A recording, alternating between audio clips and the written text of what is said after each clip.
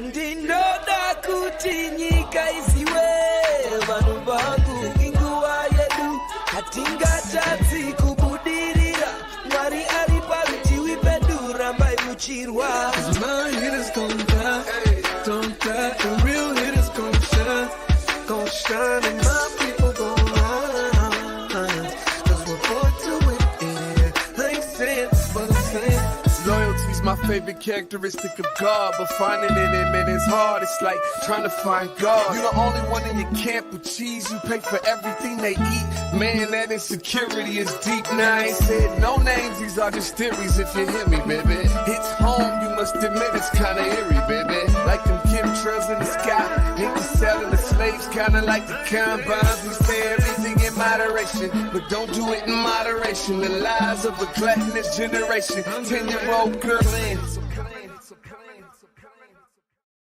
Grand Rising and good morning, everybody. Welcome to the Day with Trae. I am your host, Trae Holiday. And of course, we want to welcome you on this, I'll just say welcome Wednesday because it's not quite warm out there. So welcome, everyone. Thank you guys for tuning in today. Of course, I think this is the perfect time, as always, right at the top of the show, to just tell you to go ahead and tag and share the stream. This is a great time to do so. Tag and share the stream with folks you feel could benefit from a daily dose of dopeness right here on the Day with Trae. Also, if you're not able to watch our TV shows here on Converge, and specifically this one right here, you guys can also listen to us anywhere you find your favorite podcast. You can just search Converge Media Network. We're on all of the platforms: Google, Spotify, iTunes, Apple Music. So if you know people that can't watch at 11 a.m., let them know they can also listen anywhere they find their favorite podcast by searching Converge Media Network. We have a really good show for you today, and I'm so grateful to our team. We had some adjustments, and so of course, there's always amazing things to showcase. First up, we're going to be hearing from Brian Callanan, of course, of the Seattle News, Views, and Brews right here on Converge Media, but also of Seattle Channel. He's going to be sharing with us what's going down tonight on Seattle News, Views, and Brews. So we'll check in with him. And my girl, Besa Gordon, gave us a great recap of all the Seafair activities. So we'll be showing you guys a bit of what she has to say in regards to Seafair. And lastly, I get the opportunity to interview Vaughn, our intern right here at Converge Media. He's going to be sitting in here on the living room set with me for the Day with Trae, telling us all about his internship experience, what he's gaining right here at Converge, and how he sees himself as a part of the media solutions in the future once he graduates. So can't wait to dive into everything today. Of course, I want to thank Brian for always being consistent and sending us some clips. Anytime he can't make it, he makes sure that we get a good dose of what's going on tonight on Seattle News, Views, and Brews. Hey, Trae, I'm sorry I can't join you in person, but I did want to let people know what's going on with Seattle News, Views, and Brews. We've got a lot of things happening here on the show tonight at 7 o'clock right here on Converge. The first thing we're going to be talking about, I'm with my co-host, David Croman. We're going to be talking about the response from the city of Seattle to the reversal of Roe versus Wade. A lot happening with this, as we know, a national, international story even. And so what the city's trying to do is threefold. The mayor is talking about putting $250,000 towards reproductive health care into the Northwest Abortion Access Fund. So that's one piece of the puzzle here. You also have Councilmember Sawant talking about making Seattle an abortion sanctuary city, just to make sure that there's enough protections here and people know that they can come here for services.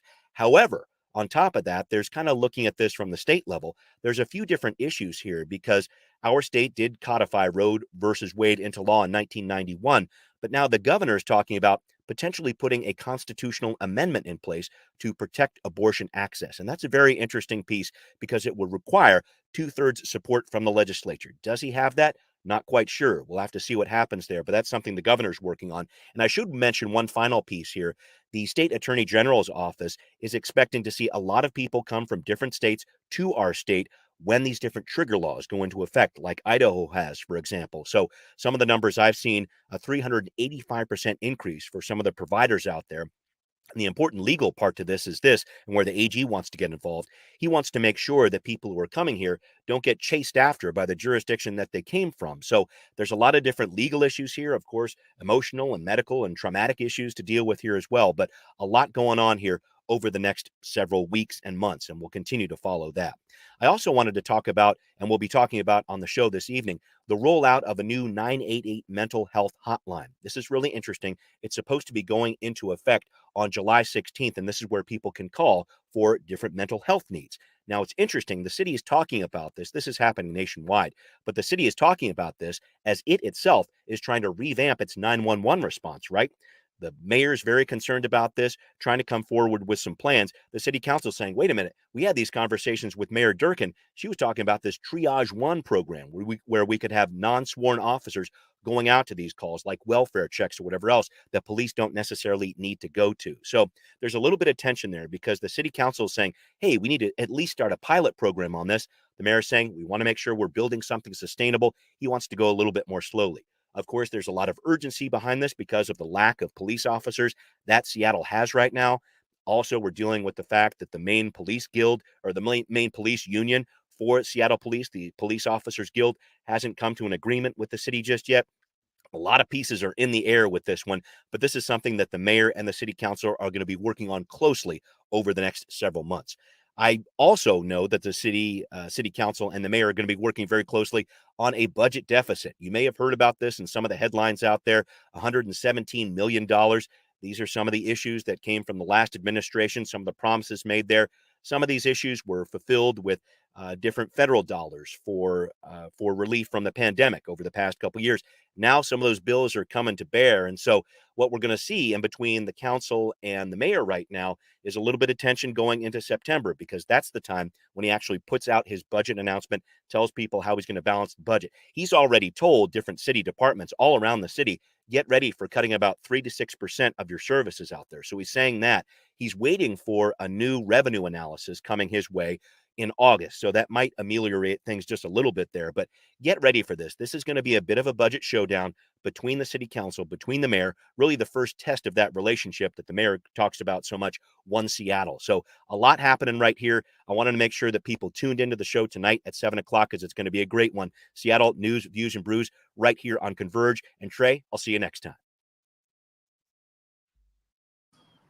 Wow. Thanks so much, Brian. Always great topics, hot topics happening on Seattle News, Views, and Brews. And clearly, it is something that we need to be tuning into. I mean, we've already been talking about there's going to be a major influx in terms of abortion services and people flooding to our state with all of this return, removal really of Roe versus Wade. It's just something that is happening in discussions in multiple communities right now. But to hear those numbers of 385% of an increase, that is huge. And so I wonder what, those services and clinics are doing to scale up to get prepared for that influx. There's a lot of discussion there. Love hearing that the mayor, the governor is looking at doing something for the state that will really, again, make sure that they're not getting prosecuted once they return to their state.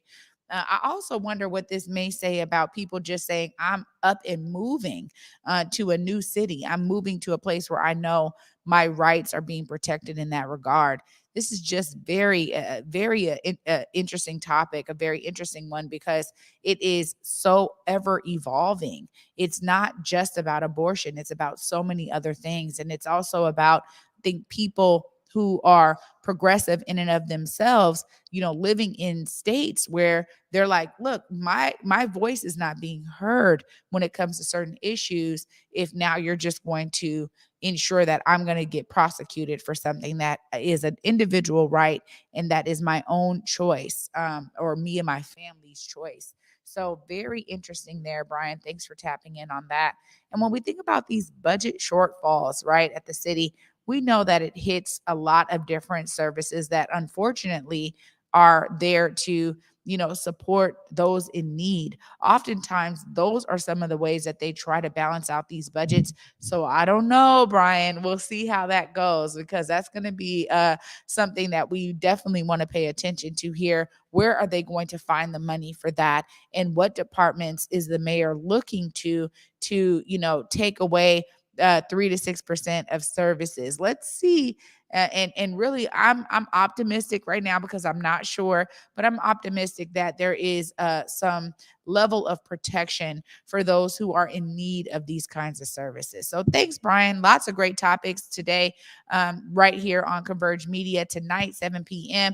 Tap in with Brian Callanan and David Croman so you guys can know all about the things that are happening right here in Seattle on Seattle News, Views, and Brews.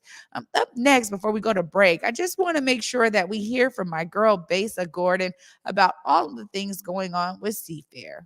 Hey, Trae. Obviously, Besa Gordon here. I'm not at home right now. I'm actually at the iHeart radio station in Seattle. But I still wanted to make sure I popped in to let you guys know what to actually expect for Seafair this year. So check this out. Omari and I actually ended up going to the Seafair media press conference, and we were able to get all of the little juicy details that, well, you might not necessarily see if you're not watching the news. So first of all, in case you guys did not know, Amazon is a title sponsor this year for Seafair. So, of course, we had to meet with Taylor Wong, who works over at Amazon, to give us all the details on what to expect this year for Seafair. A fun family event, opportunities to bring the community back and together after all the difficulties that we've experienced, and experience one of the best fireworks show in the Northwest. Now, although Amazon is actually your title sponsor for Seafair, they're not just sponsoring the big events. They're actually sponsoring some of the neighborhood events like,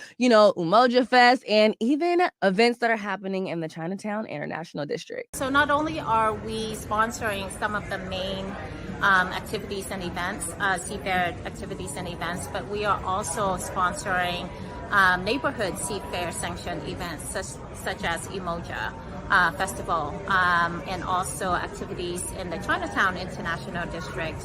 So this is our way of making sure that neighborhoods who want to celebrate Seafair, bring people together, have the opportunity to do so. Speaking of some of those neighborhoods, we were actually able to talk with Margot Jones, who works with Umoja Fest, to get some details on what to expect this year at Umoja Fest. What we can expect from Umoja Fest this year is just bringing the community back together, being able to come back together and celebrate each other, celebrate our community, and just have a good time. I mean, that's the expectancy for me. It's like just being able to come back together and seeing our people, seeing that we haven't seen in a couple of years because of COVID, and just being back together and having a good time, and bringing people together so we can eat and just celebrate. I can say this year that Amazon, as them being the title sponsor for Seafair, they're also the title sponsor for Umoja Fest this year. So, they were willing to step up to the plate. We still have a lot of other potential sponsors that we usually have still stepping up and coming in, but Amazon has stepped up to the plate more so this year. I feel like, they could have did more, but we'll see what happens next year. Now, Margot also let us know that not only are we going to have our amazing foods and fellowship over at Umoja Fest this year, look, R&B singer Raheem DeVaughn is also going to be there. So we have Raheem DeVaughn. He's going to be there on Saturday, August 6th, performing live. It's a free concert for the community, for everyone to come on out and to celebrate. He's a Grammy Award-winning artist. So I think everyone will love to see him and come out and enjoy that. But then we also have like all the other community, people in the community that will have performing, all the other local artists and performers. So yeah. I don't know about you guys, but I am more than excited about Seafair this year. This whole year, my whole theme is we are outside this summer and we are living our best lives no matter what. So back to you, Trae. And also, girl, let us know what you're excited about this year for Seafair. Oh, I love it, Besa. And I agree with you. After experiencing Umoja Fest, the ways that I have in my childhood, it is something that I definitely look forward to. I look forward to bringing my sons. It is such a outdoor family reunion of all kinds. I mean, you're talking about people coming from all different states just to come to Emoja Fest. It has always been such a staple in our community. And for me, that's the Seafair event that I'm always looking forward to. So I'm so excited that Raheem Devon will be here, that we will get to experience his amazing talent on stage, on the big stage at Emoja Fest. And also, I'm excited this year it is coming back to Judkins Park. It is going to be that 3-day festival that we have all come to know and love. The last couple of years with COVID, there's been some adjustments to it, but it's always still presented itself as an amazing event for our community. So I'm really excited, Besa. Thanks so much for giving us the lowdown on all the things happening with Seafair coming up. I got to tell you, that is something that I think all Seattleites and people that live in Washington, particularly Western Washington, we look forward to these events because it's always a great time to get out here and enjoy some community time with our families. So thanks so much, Besa. Well, of course, after this short break, I'm going to be diving in with Vaughn, our intern. He's going to be telling us about his experience, and we'll also kind of see some photos of Vaughn out there experiencing all the things that Converge Media has brought into his life. Stay tuned after this short break, y'all. You're watching The Day with Trae. What up, y'all? It's T-Dub. I'm here at Converge Media to let you know about my new venture, The Resole. We are introducing Seattle's first dry cleaner for sneakers, and we want you to be a part of it. Head over to www.theresole206.com this Juneteenth weekend for our official website launch. Hey there, it's Trae Holiday. And of course, Besa and I had to take a trip back to Market Street Shoes to grab some items. They always know what to show us. And let me tell you, we both spent quality time to be sure we collected some amazing additions to our wardrobes. They have some of the most unique bags, shoes, and accessories. I mean, the whole shebang. It's always a good time when I get to shop with my girl Besa. Make sure you go check out Market Street Shoes, y'all, and you too can walk out with some dope gear.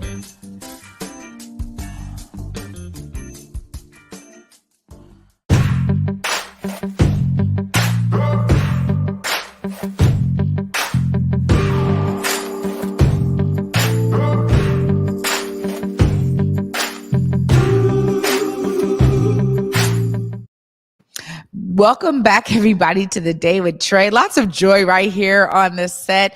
I get to sit down with Vaughn Williams, our intern. We all know him and love him and call him Vaughn. What is up, Vaughn? Hey, Trae.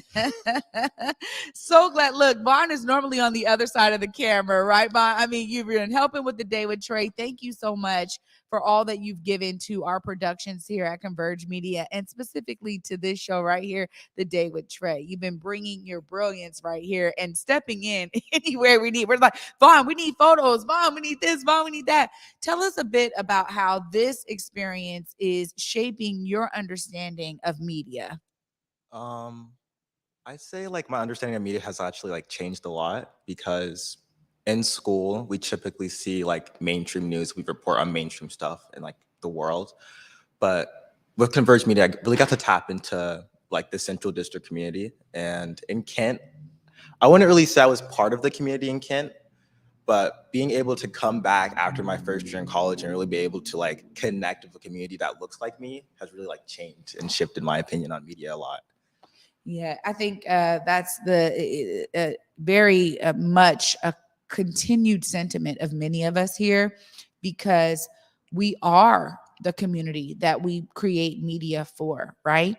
We come from it. And for those of us particularly that are Black, that are at Converge, obviously Converge, we look, Salman Saudi up in here, but feels a part of this community as well. There's something so special about us being intentional in the ways that we create media. Now, Vaughn, you've been a part of some really major productions here at Converge. Tell us some of the things that have really excited you over your time with us thus far. Honestly, whenever I get to go out and be like in the world and like with you guys and like creating a story, that's like my favorite part. Like the construction site, that was insane. Like my pants were dirty, but it didn't matter, Got to set up lights and stuff like that. And then what was it? Celtics, not the Celtics. What is it called? the Seattle Supersonics. That whole event was super cool. McCall Hall, amazing. I think I've been in McCall Hall like once or twice, but being able to like set up a show, it's insane. Like honestly, like wouldn't trade it for the world. Yeah, you know, I think you're absolutely right. Being out in this community is something that for me is beyond, like we get to actually showcase what these partnerships look like because we get to create media in these spaces. Like it was amazing to be at McCall Hall, honestly, for the day with Trae, to be there in our first week, our final show that week, culminating it, because that partnership at McCall Hall has been so special to me personally, going to operas, going to the ballet, connecting with my good friends, Leah and Gary over there. Appreciate you guys so much. It's been phenomenal, that partnership. So I'm so glad that you got to be there. And really you're seeing like the dedication that it also takes when we talk about being from the community and telling stories that oftentimes no one else is going to tell, right? So now you're getting to see that all of this media is super important. You also were out there with us at the Emmys. I know we got a couple of photos of you, Vaughn. Just tell us your experience with being with us as we receive such a prestigious award and honor. Well, first of all, the fact that I even went was kind of insane because when I got there, it was a spectacle. Walking into the room, seeing all like the fancy, all like 5 different forks and the whole like 3-course meal. But being able to be there with Converge was like, it was like it really meant a lot to me, and being able to see like Omari's speech, like I felt empowered. I felt like I have a space in the media community and like in the media world, and I can like carve my own lane to like basically find success in kind of like a closed off industry. Yeah. This is why, I really love these kinds of interviews, because I got to sit down with Ike and hear a bit about, his experience last year interning with us, and the difference between learning something academically and then being in the field to actually experience it, to produce it, to be a part of it. Tell us a bit about that dichotomy for you, because I know even for me, I got my degree in communications and I was creating media at school, but to do something like this has really elevated my understanding of the importance and the impact that media really has. So I guess first of all, like with school, a lot of it is theory. You're being taught how to create and produce media or create and produce films. But being here, it's like putting that practice into like actual work. And so it's a lot more real. Like when I write small like recaps for the shows, it's like, oh, people are actually going to see this, not just my professor. Like maybe 5 people actually peer review the actual articles. And so I guess it added a lot of like, I guess, purpose to my work, because in school, I guess your work, like you put purpose into your work, but it's not really like people can't really see it. It's just you have to hold it to your heart. But being able to like produce articles for Converge, it like really helped me a lot with like how much I like and like want to be a part of the media space.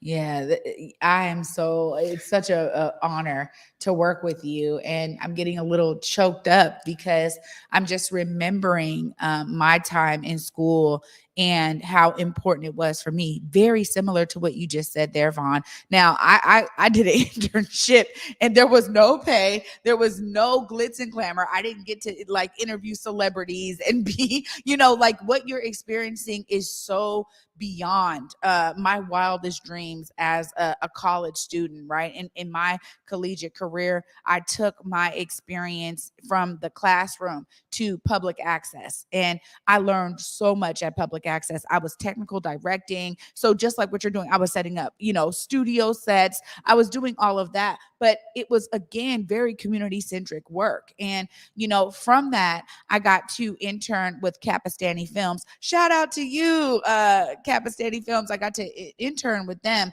and that was a major experience for me because we went out on the road. We were, working on a film, and so we drove from here to Arizona, and we were like doing casting calls in Arizona, and I got to meet with some, famous, baseball players at the time. So, that was like, whoa, like I'm actually doing stuff that matters, that is going to be really helpful to this film and the creation of this film.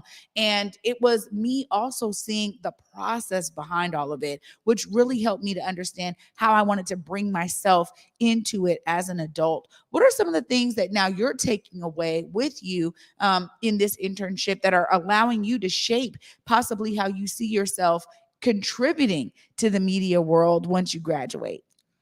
I think this like internship has given me it's put a lot more intentionality into my work. Like, for example, like when I first got here, I did not know how to use any of this equipment. Like I can press an on button, but Converge Media guys, they had me doing audio. My first audio, Truth or Proof show, disaster. No, but eventually I did get the hang of it, and now I do like a lot of audio, like when we're actually like on like in the field, and like that's amazing to me. And then like setting up all the lights and stuff. And so I think moving forward, the stuff that I've learned from Converge will definitely help me in the future when I eventually start making my own films or start working in news or something. Who knows? The future's unknown. There's a lot of different ways I can go with my degree. But Converge has just really taught me how to essentially create stuff and to like put emotion and like make sure that it matters, because a lot of these stories that we tell, people, like you said before, a lot of people just won't see it. And so being able to put a spotlight on these stories is basically inspired me to do the same in the work I do in the future. I love hearing that because it's so necessary. And if we can do one thing here at Converge, and I love the phrase that Omari from his mother, Reverend Harriet, which this is something that I take with me and I cherish it so much, is how we do anything is how we do everything, right? And it is so real that if you do not put your 110% into everything you do, you're shortchanging, what the outcome could be.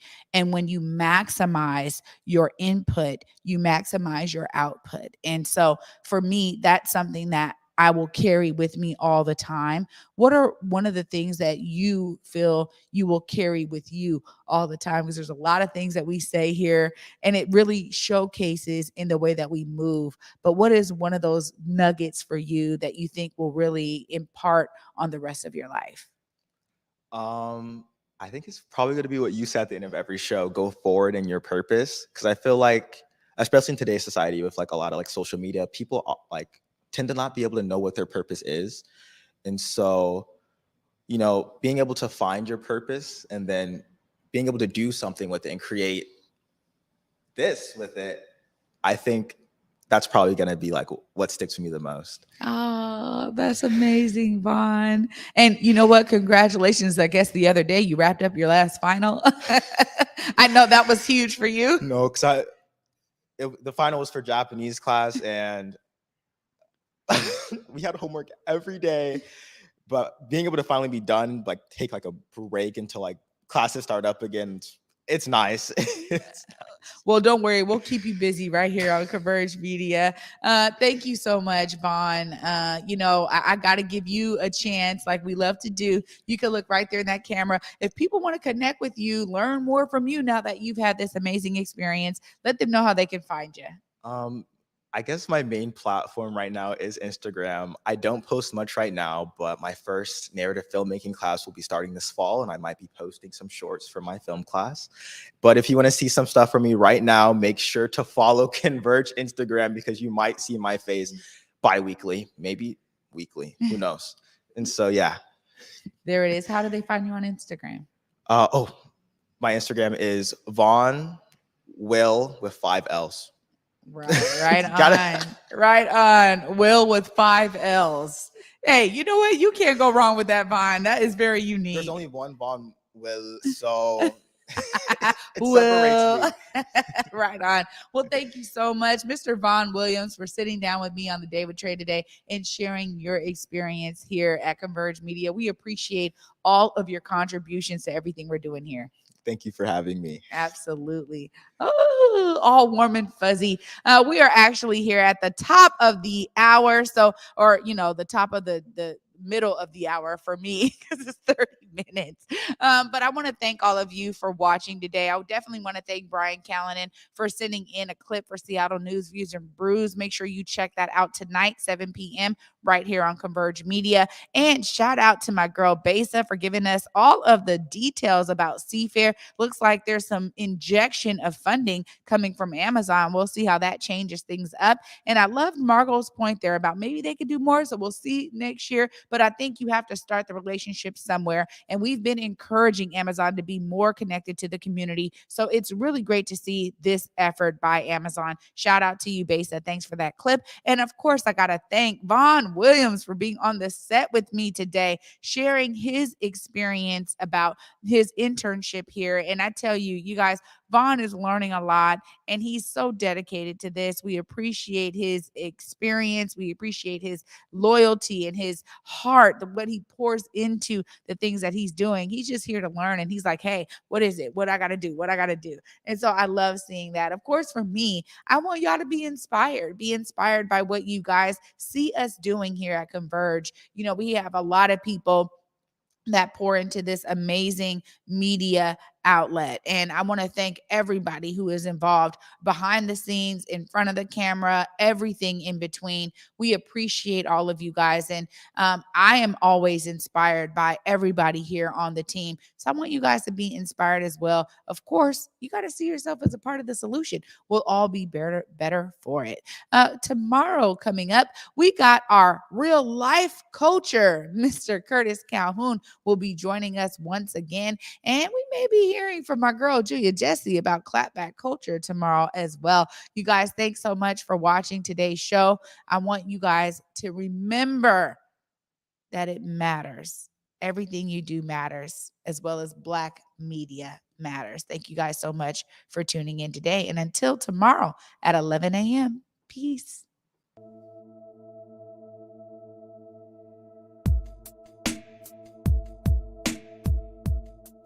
Converge Media produces culturally relevant content for Black and urban audiences. Our coverage is raw, transparent, and objective, praised by community leaders, government officials, and residents. Support Converge Media today via Venmo, Cash App, or PayPal at Converge Media.